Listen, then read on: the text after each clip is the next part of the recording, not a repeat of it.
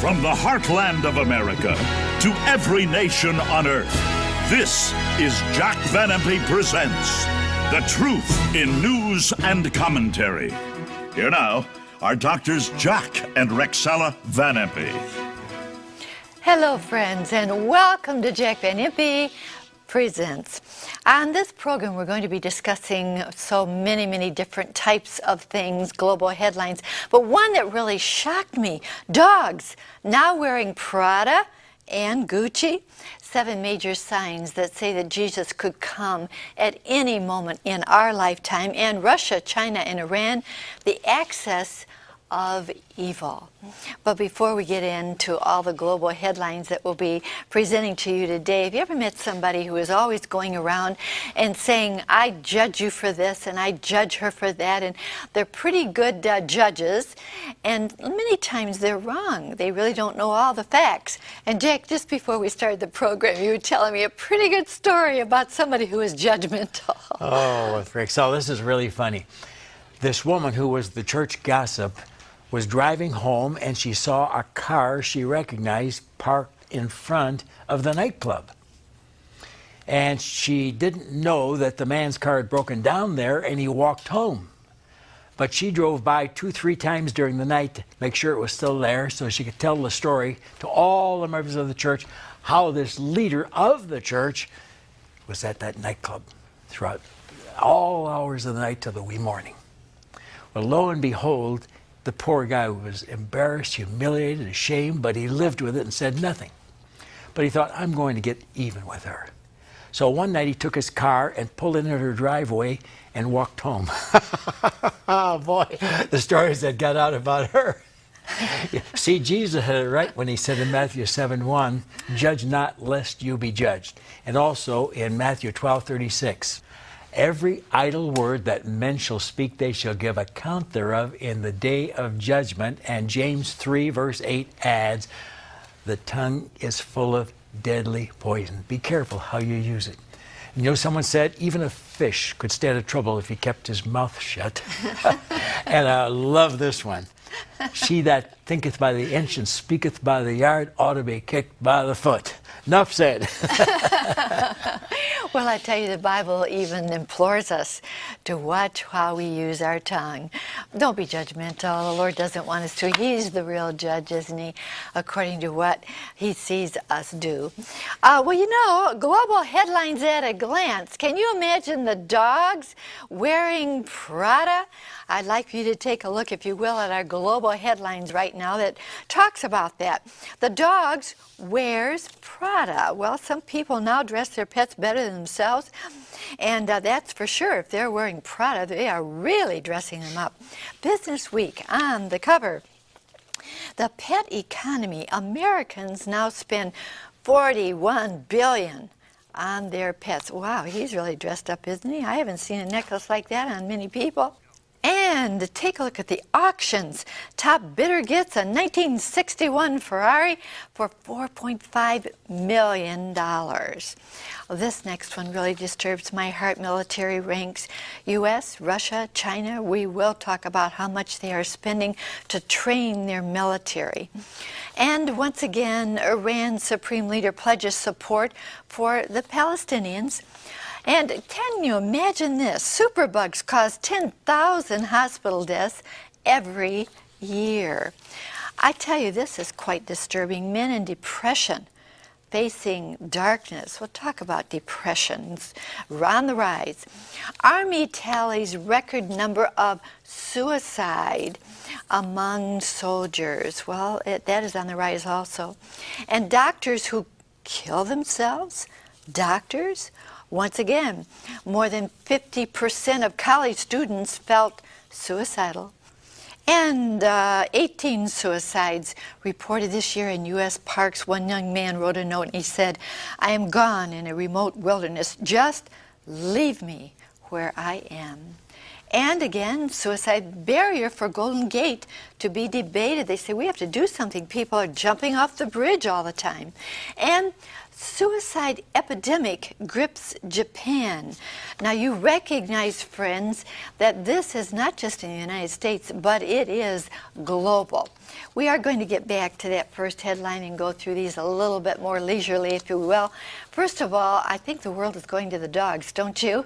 They're wearing Prada and Gucci and all the rest, Jack. It's not going to last, though, is it? We need to love our animals because Proverbs 12, verse 10 says, a righteous man regards the life of his beast.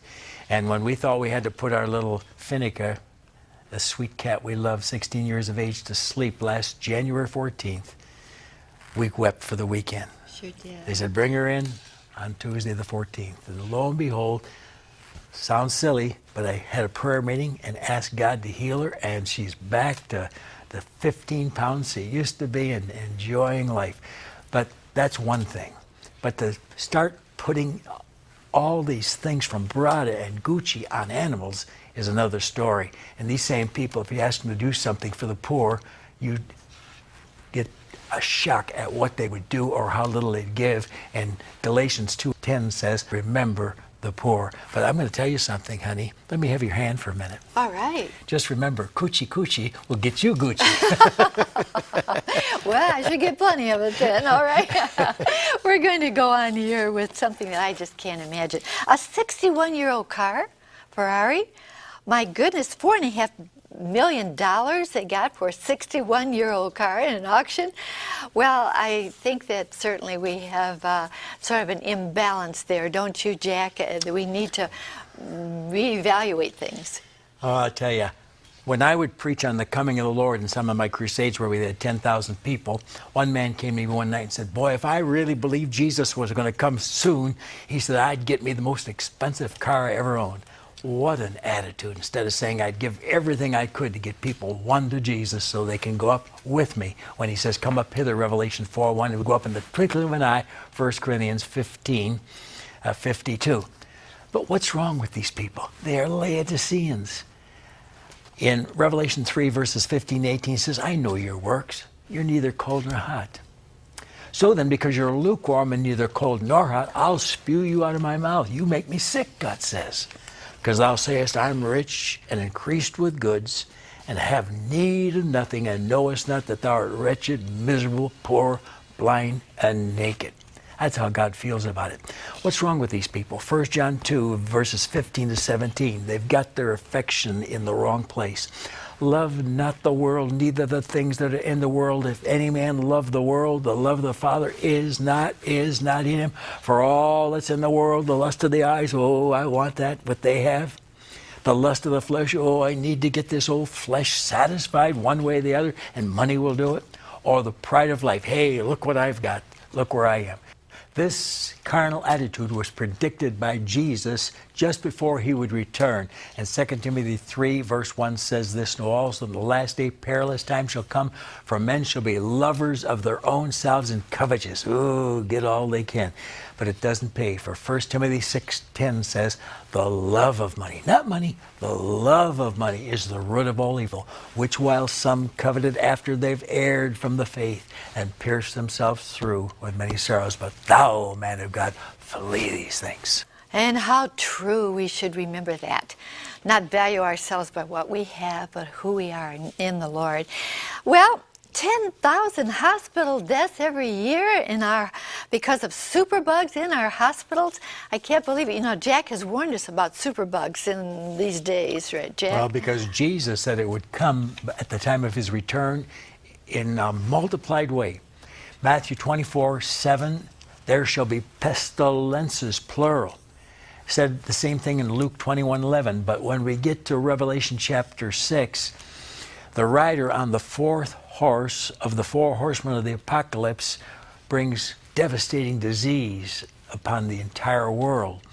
And it says that the name of this fourth horse and its rider was called Death, and hell followed with him, and power was given unto him over the fourth part of men to kill with sword, hunger, death, and the beasts of the field. Now that takes in MERS, that takes in AIDS, and takes in avian flu, 25 new diseases just in the last 30 years. And all of these combined could take tens of thousands, hundreds of thousands. In fact, the Bible says 1/4 of the population will die through all of these diversified sicknesses caused by animals. And by the way, they now know that AIDS did not start in our generation 30, 40 years ago. It started in 1884, 124 years ago, and it's been around. And a lot of people have died with it, and a different reason was given for their death, but it was sin. Something that truly breaks my heart and moves my emotions so much, and that is the rise of suicide. The rise of suicide. A young girl in London, England, just graduated, and she looked on the internet and saw that suicides were happening out on the Golden Gate Bridge, so she flew to San Francisco, committed suicide. Can you believe it? Suicide is on the rise, and it's worldwide. Japan, right here, epidemic in Japan. Suicide, Jack. How can we give people enough hope in this day and age to eliminate this epidemic of suicide? Well, I'll deal with that in a moment. First of all, let me say the greatest amount of suicides in the United States of America happens among doctors, and a special brand of doctor. And that is the psychologist and the psychiatrist who go back to your little boyhood days to find out why you are what you are and what you need. But they are killing themselves like no other profession. Plus, many of the boys coming home from the service from Iraq, from the stress and everything that occurred to them. And mental depression is now a major thing among 6 million men in America at the present moment. Now, why? Someone has well said, why pray when you can worry? And that's our problem today. We worry about everything, and there's a lot to worry about. But isn't it wonderful to believe 1 Peter 5:7, casting all your care upon Jesus, for he cares for you. And it was this Jesus who said in Matthew 11:28, come unto me, all you that labor and are heavy laden, burdened, I'll give you rest. I love Psalm 23, used at many funerals. And I'm just going to use verses 1, 4, and 5. The Lord is my shepherd, I shall not want. Yea, though I walk through the valley of the shadow of death, I'll fear no evil, for thou art with me. And then surely goodness and mercy shall follow me all the days of my life, and I shall dwell in the house of the Lord forever. Oh, Martin Luther said, I get my peace from Psalm 46:1. God is our refuge and strength, a very present help in trouble. Therefore will we not fear, though the mountains be carried into the midst of the sea and shake with the swelling thereof. We have peace through him. But oh, Jesus gave us the answer. I quoted him earlier. Let me quote him again. He said, in my Father's house are many mansions. If it were not so, I would have told you, I go to prepare a place for you, and if I go and prepare a place for you, I'll come again and receive you unto myself, that where I am, there you may be also.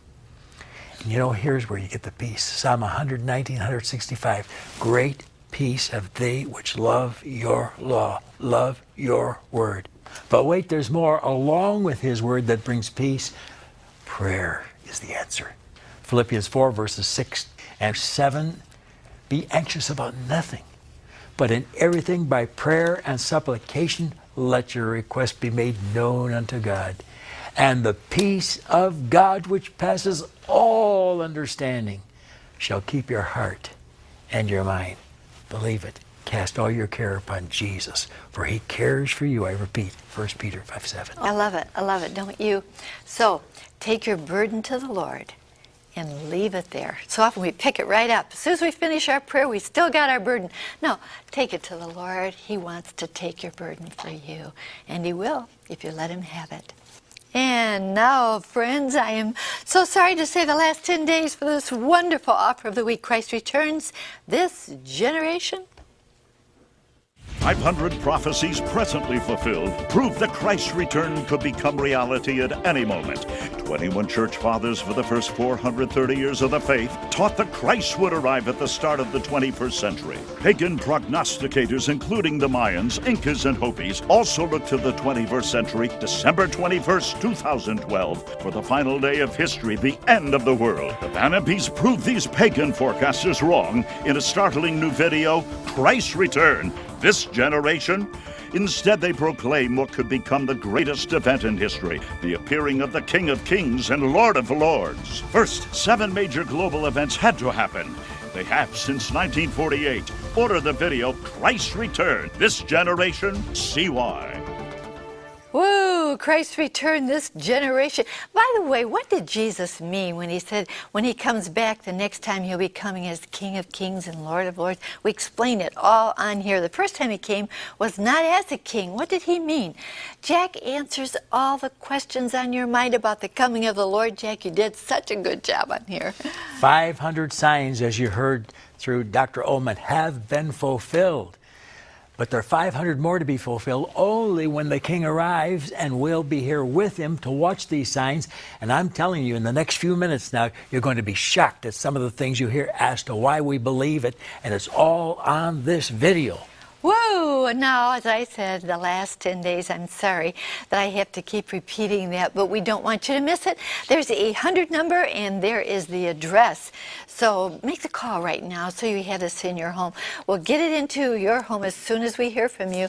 It's flying out of here. We've been pretty busy, but we want you to have it. So write to us or call.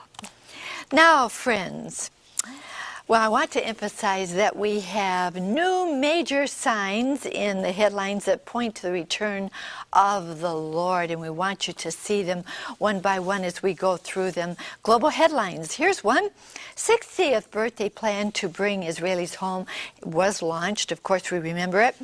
The first president to acknowledge Israel was Harry S. Truman, and there is Abba Eban and David Ben-Gurion. Once again, the 40th birthday of Jerusalem. And we have Israel. Jerusalem not on negotiating table. They say we will not give it back. Nasrallah. Return of Jerusalem and Palestine closer than ever. That's not what we hear from the other side. So you have two who are arguing over Jerusalem. Jack, that's a very good question. You think they're going to give it back? In 586 BC, Nebuchadnezzar took the Jews from their land, Israel, to his country. And for 2,534 years, there was no place called Israel. They had been robbed of their land. But they were going to come back. Ezekiel 36:24, I'll take you from among the Gentiles, gather you out of all nations, and bring you into your own land. Amos 9:15, I'll plant them in their own land. Notice it's their land, no one else's. And lo and behold, Jesus predicted this in Matthew 24:32, and learn a parable of the fig tree. When his branch is yet tender and brings forth leaves, you know that summer is nigh. So when you shall see all the signs of Matthew 24 in relation to Israel becoming a nation, May 14th, 1948, that's the big sign. You say, oh, preacher wrote and said, you can't prove that Israel is the fig tree, can't I? Look at Joel 1, verse 7, and Hosea 9, verse 10. I gave to your fathers, your forefathers, the fig tree, Israel. No doubt about it. Let's go a little further here. Do you know how close it is? The Jewish rabbis and the Christian fathers, and I could name all of them, at least 25 church fathers and many rabbis, all said that the world would go on for 6,000 years and Christ would come the seventh day, and they patterned it on Psalm 90, verse 4, a day in thy sight, O Yahweh God, is like 1,000 years. And 2 Peter 3:8, a day is like 1,000 years, 1,000 years is like a day. So they said God created the world in 6 days, Genesis 1:31, and rested on the seventh day, Genesis 2:2. So the world will go on for 6,000 years, and then the 1,000-year reign of Christ. That was Bible teaching down through the centuries. And some religious leaders came along and ruined it all by preaching replacement theology that Israel is the church. Now, wait a minute. We have crossed the day of 6,000 years. We are now in the seventh year. And so the church fathers believed that this was the hour in history that we'd go home this generation. But that's not the sign. A lot of people say, oh, Israel's become a nation. That's it. No, no. Daniel 9:24, Jerusalem is the sign. 70 weeks, 70 Shabuas are determined upon thy holy city, Jerusalem, and thy people. Shabuah is 7 years. So the final 7 years before Christ returns to the earth has to do with Jerusalem. Right now, it's a cup of trembling and a burdensome stone. Zechariah chapter 12, verses 2 and 3. But listen to me. All hell's going to break loose soon because World War III happens over the division of the land and Jerusalem, Joel 3, verse 2. But it all means one thing. Christ is going to come back. He's going to stop it all. Revelation 11:18, and he's going to set up his throne in Jerusalem. Luke 1, 32 and 33, and Jerusalem shall be called the city of the great king. And there was no Jew in control of Jerusalem for 2,553 years until your era, June 5th through 10th, 1967. He's coming. Oh, Jack loves to read the headlines because in there points to the return of the Lord. But friends, I want to point something out. Nothing is more powerful than the signs that I'm going to give you right now, and that is the wonderful, powerful sign of the axis of evil. Russia, Iran, and China lining up together. Take a look at what I mean. Russia to upgrade nuclear systems. Again, Russia warns of new arms race in outer space. And the U.S. plans new space weapons against China. There they are, Russia, China. Russia bolsters ties with Iran, and there she is. Iran unveils weapons deal with Russia. So you got those three together, really tied together. Well, the opening lines of Ahmadinejad at the United Nations were terrible. German foreign minister said Ahmadinejad's United Nations speech was blatant anti-Semitism. Now, just in today from the Wall Street Journal, you must see that headline. Jack said we must show it on the program. The European Union to push global oversight of top financial firms. Global oversight. He's been warning us about this forever. Jack, can you please tie this all together for me? Jesus said, you will know when my coming is near, even at the door. You won't know the day and hour, but you will know when you can hear the knock at the door. It's here, ladies and gentlemen. We are that generation. Now, why? First of all, there had to be in Israel. It happened in your lifetime, 1948. Secondly, the Jews had to be in control of Jerusalem. It happened in your lifetime, 1967. Thirdly, there had to be a seventh world empire, Revelation 17:10. And that was the revived Roman Empire or the European Union. It happened in your lifetime, 1948. Fourthly, the European Union was to take control of the finances globally, Revelation 13, verses 16 to 18. And there you saw the headline. Bush just met with them. And Sarkozy of France says, I can get America and Canada to come into this pact. And the European Union is going to overdo the oversight of all the finances of the world in the near future. It happened in your lifetime. Finally, 5, 6, and 7, there had to be a great power called Russia, a great power called China, number 6, and a power called Iran, a nation that would hate the Jews. And if anyone does, it's Ahmadinejad. And that's one of the last signs. Psalm 83:4, let us cast Israel off from being a nation that their name be no more in remembrance. It's his goal before Mahdi arrives, his Messiah of Islam. So what about Russia and China? They have formed an organization to march together for war in the future. They're training. Now, Russia is Ezekiel 38 and 39, Gog, Magog, Meshech, Tubal, Rosh, verses 1 and 2 of the 38th chapter, all cities in Russia for the war of the latter years and the latter days, verse 8 and 16. And as they come against Israel, it's mentioned 18 times in Ezekiel 38 and 39. A fire devours before them. Atomic warfare, Joel 2, verse 3. They're pushed back to Siberia, verse 20. And as they're pushed back, the prophet sees blood, fire, pillars of smoke, the exact effects of a nuclear war.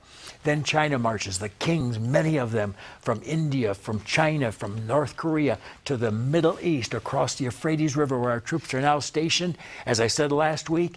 And lo and behold, it's the greatest and bloodiest war in history, Revelation 9:14 to 18. They come out of the Euphrates River as these troops march across it, and They slay a third part of mankind, verse 15, by fire, smoke, and brimstone, nuclear warfare, verse 18. But then Christ comes and puts a stop to all of it. Now, how do I know? Because when these 7 things happen, he said, the generation that lives to see these 7 things, and you just heard them, is the generation that'll be alive for my return. It's right at the door. Be ready. Oh, I'm so happy that we have hope. Don't think about suicide. A girl wrote me the other day and said she had a gun ready to take her life when she watched our program and got peace from the Lord because she received Him. Oh my, we want you to accept the Lord. Jack, show us how we can be ready for the coming of the Lord. Pray this after me. Precious Jesus, Savior, the one who died for me, who loved me, who shed His precious blood for me. Thank you, Jesus. I receive your sacrifice. Wash away my sin today in your holy name. I pray this. Amen. Amen. I was praying for you. I trust that you opened your heart to the Lord. If you did, write to me. There's my address. I'll send you absolutely free this little booklet, First Steps in a New Direction. You want to walk a new direction? The Lord will walk with you and give you peace in this troubled world. So let me hear from you this week. We care so much about you, and God loves you. All right, friends, let me just say that this is the last 10 days. Oh my, Christ returns this generation. There is so much on here. I could ask Jack 2 hours of questions because that's the answers you're going to get on here, Jack. It's great. 2 solid hours. I had to race through it today. Time runs out. As I gave you these 7 things, if you want to study them in depth so you can tell others what's coming, get this video. We're into the tens of thousands already who've ordered this thing, and you need to know why you are that generation, why you need to be ready and not put it off any longer. Get the video. The last 10 days, so please do not put it off. Like Jack said, here's our announcer to tell you exactly how you can get it. Chuck? Thank you, Rexella, my friend, to order your copy of Christ Returns, This Generation, on DVD or VHS. Have your credit card ready and call toll-free 24 hours a day, 1-800-JVI-7777. To order by mail in the U.S., send your donation of $24.95 to Jack Van Impe Ministries, Box 7004, Troy, Michigan 48007. In Canada, send your donation of $24.95 to Jack Van Impe Ministries of Canada, Box 1717, Postal Station A, Windsor, Ontario, NINA 6Y1. My friend, this compelling and brilliant video teaching from Doctors Jack and Rexella is a must for you, your family and friends. Rexella? Thank you so much, Chuck, and so do not put off calling. And by the way, go to our web and we'll give you some more information there about this program and much, much more. So make the call or write to us this week. And now, friends, I just want to say it's always a joy to come into your home. We love sharing everything that God's Word has to say about the comfort we can have in a troubled world. Let me leave you with this thought. Don't wait for 6 strong men to take you to church. How true. We'll look forward to being in your home again next week. And until then, remember, God cares for you so very much. So do we. Bye-bye.